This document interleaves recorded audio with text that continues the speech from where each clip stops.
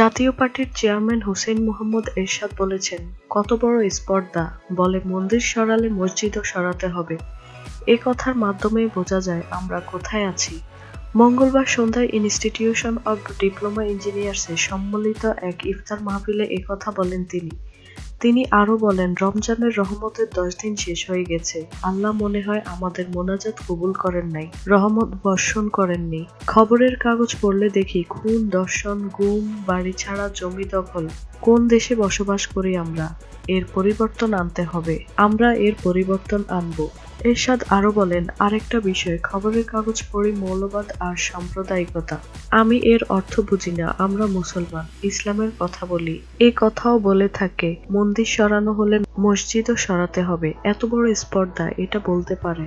তিনি বলেন, আজকে প্রতিশ্রুতি হোক আমরা এই অরাজকতা থেকে, দুঃশাসন থেকে দেশকে রক্ষা করব। এটাই হোক এ জোটের প্রতিশ্রুতি। মানুষের বাড়িঘর, জানমাল রক্ষা করব। দেশে সুশাসন প্রতিষ্ঠা করব। আমরা দোয়া যেন আল্লাহ আমাদের সাহায্য করেন।